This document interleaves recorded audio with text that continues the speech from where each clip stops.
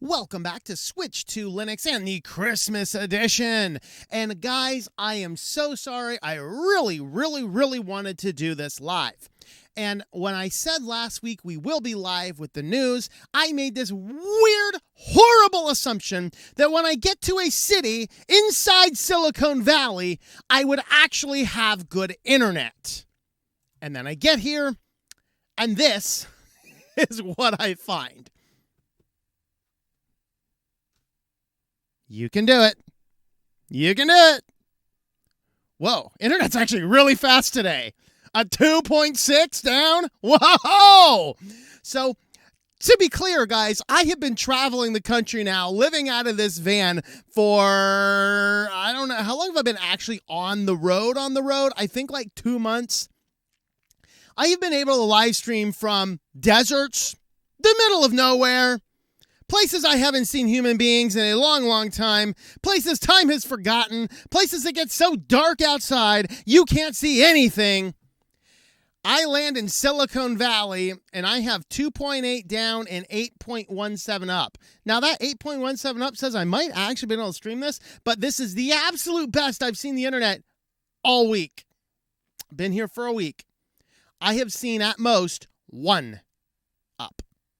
Excuse me, 1 down, 3 up. This is actually amazing. I have no idea why my internet's doing so well. I still don't think I would like to attempt a live stream at 2.8, especially how weird it is. So let's just go ahead and get on into the news. And this is why we are premiering this instead of going live. My apologies. I wanted to be there, but I should be down there in the comments as this premieres. Let's go ahead and jump on into the news. First and foremost, Alexa is nagging you more because Amazon knows you don't care about its new features. So this all comes from a report from Bloomberg, which is classically notorious for doing its exciting paywalling, so we're not going over there. But a couple different places picked up this article and have announced it a few different ways.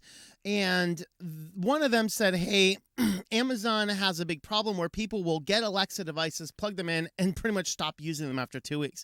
Mostly, you get them around the holidays, you use them for about 2 weeks, and it's just like that gym pass. You are going to lose weight this year. This is the year you're dropping those 30 extra ugly pounds. Guys, if you want to lose 30 ugly pounds, just cut off your head. I mean, no, that's what I do. But anyway, you lose interest in it, and it's speculated maybe a lot of these are just people are setting it up because they received it as a gift. They weren't really passionate about it. A lot of people, it turns out, use them for basic things like setting a timer, but a lot of people also are becoming more concerned, especially this week, this year. It was a few months back, like I think it was an MSNBC lady's like, oh my Lord, I logged in my Amazon account and I saw all these voice files of all these things that my Alexa picked up. Well, no kidding. I've been telling you guys about that ever since the very first one of these smart speakers showed up, that this is what was going to happen. Did you think I was just losing it? I mean, I must be losing it, but nevertheless. So based on this, in 2020, Amazon determined 25% of U.S. households at least one Alexa device, rising to 27% for Amazon Prime customers. Christmas is when a lot of new customers buy Alexa devices, but keeping people engaged can be tough. They found that 15% to 25% of new Alexa devices were no longer active by just the second week of use. Now, there's a few reasons for this. One of these is you start using things like Amazon, set a time. Okay, setting time, blah, blah, blah, blah, blah. It's like, hey, did you know I can do everything else? Did you know I can fill up your pantry full of unicorn meat? Did you know that I can play you a song? Did you know I can check your weather? It's like, Amazon, shut the hell up. I didn't ask you to do that. I asked you to set a timer for the chicken. Next time I was going to use my smartphone instead because it's a lot less annoying.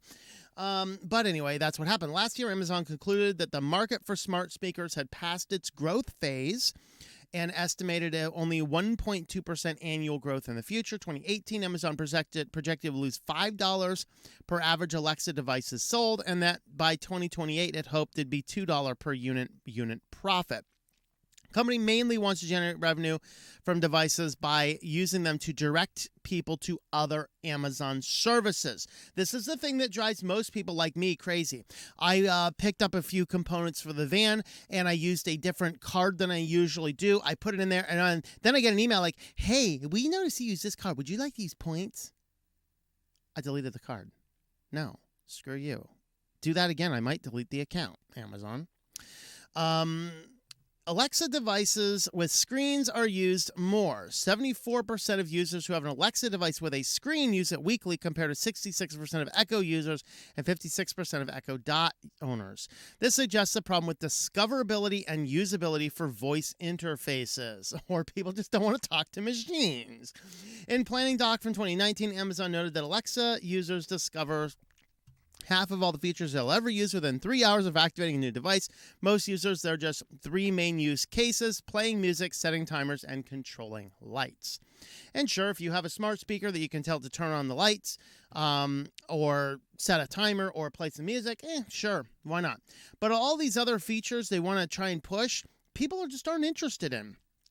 Now, Amazon reported back like, oh, this is just not really good. This is their statement. This is their liar PR person. You know, a PR person's lying when the lips are moving, right?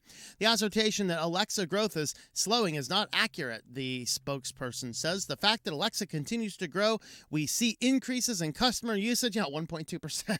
And Alexa is used in more households around the world than ever before. Yeah, by 1.2%. That's the point Bloomberg's making. You see, there's a difference between an increase in growth and a slow in rate. Okay, the adoption rate decreased to a very slow crawl of 1.2% growth per year. That would be the people moving out of their parents' house going, maybe I should get one of those stupid things so I can play music too by talking to it. So that's kind of what they're up to. Well, in better news, DuckDuckGo, this is in a closed beta, so I can't see this yet, sadly.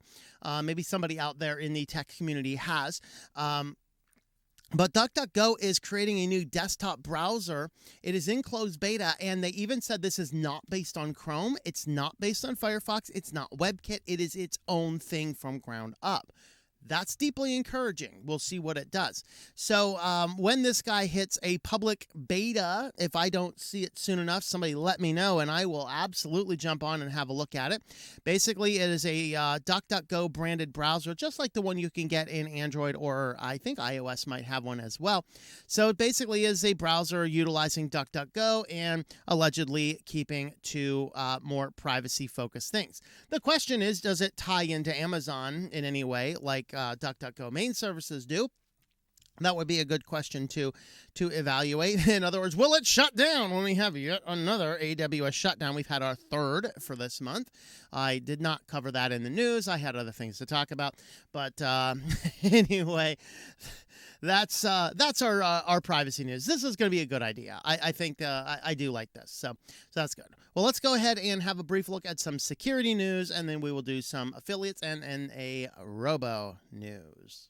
So first up in tech news, these Western Digital devices keep getting hacked, and Western Digital has now released a press release saying, hey, it is strongly advised you to upgrade to the latest firmware. Now, some of these devices can no longer be upgraded anymore, in which they say, yeah, you just won't be able to receive any security. If that happens to be the case, and you have one of these and it's still working and you can't upgrade to the latest software, please, for the love of people, take it off of the internet. But I can't access my files from Grandma's house. Bring a USB drive to Grandma's house. Okay, but for those that do have an upgradable device and you're using these, absolutely upgrade to the latest, because these things get frequently hacked. I would probably recommend doing an open media vault instead of any of these other things here. But anyway, that's my thought there. So these Western Digital devices, they do have lists. They will say which ones are which. Let's see. Western Digital similar advice to owners of incompatible models know that drives running MyCloud OS 3 and older should be backed up and disconnected from the internet and protected with a strong password, as their firmware will stop receiving security fixes after April 15th, 2022. So see, you have pure breaching of your data and taxes to look forward to this April 15th. So there you have it, guys. And in our feature security news, it is now possible to spoof the Coof.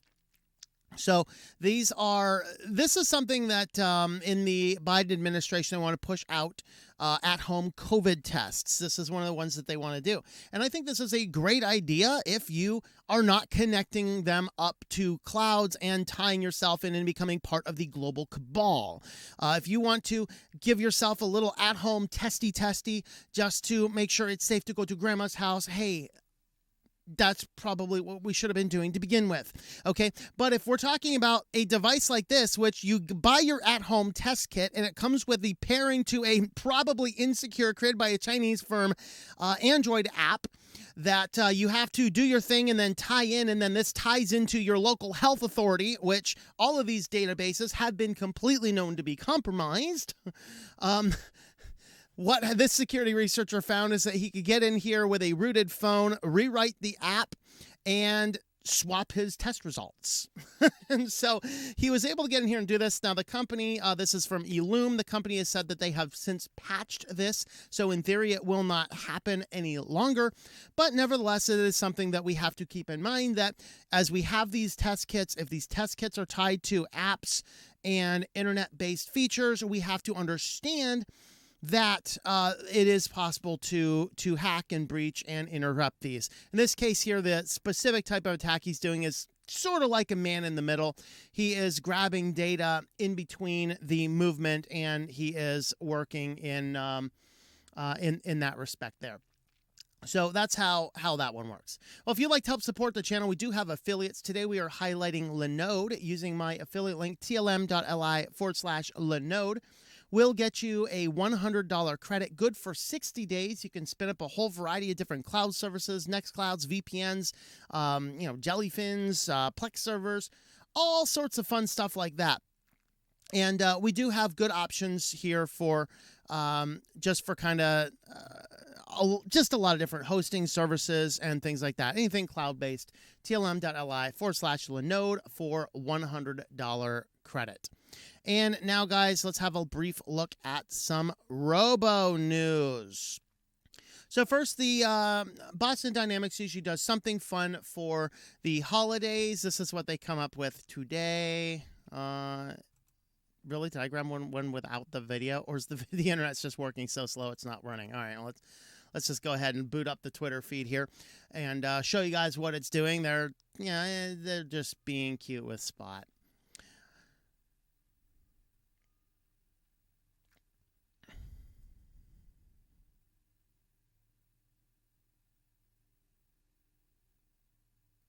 The box is moving. So, yeah, happy holidays from Boston Dynamics. The Robo Dog is coming to eat you alive. And some people looked at this and said, maybe it's something like this. So, I guess this is Metal Gear Solid, I believe. It's one of the Metal Gear games. And this is the dude whose favorite hiding trick he gets around the guy by running around in a box. And I will note that this guard down here is the stupidest guard in the world. There's no guy around. There's just a walking box. Duh. All right. And onto our feature news today for robots. There is this invasive species, and it is a mosquito fish, and it is an invasive species from North America to various localities around the world. No other natural predators, and so it is really taking over a lot of ecosystems. Well, what scientists found out is that they can terrify this thing into becoming a weak and non-breeding creature by introducing robotic bass into the lakes where it's at. So they basically mock up its #1 predator, put the robotic version of the bass in here, and they end up scaring the mosquito fish into small isolated pockets where they are easily to handle. So very interesting. I mean, I'm having visions here of mega shark versus mecha shark, but anyway, definitely an interesting idea, and probably a better way of handling invasive species than a lot of the other options. Introduce a little robot, then you can scare the little guys out. Maybe just make the little robot come by, grab them all up, and then you just pull the little robot out, and it's full of all these little fish. Let us out, let us out. A little Jonah experience there, and then, dispose of the invasive species or whatever else. And then you can clean up the robo fish and save it and redeploy it later. Neat idea. Very interesting indeed. So if you'd like to help support the channel, we do have Patreon, patreon.com/TOMM. You can help support my work over there. And with that, guys, thanks for watching, and we will see you next time. Thank you for watching this video from Switched to Linux. This channel would not be possible without the backing of the program supporters scrolling on the screen now. You can be a supporter at Patreon at patreon.com/TOMM or at thinklifemedia.com. I also want to thank the open source community who creates such excellent software that makes producing this show possible. Please remember to support your software communities. Thank you, and I hope that you enjoy switching to Linux.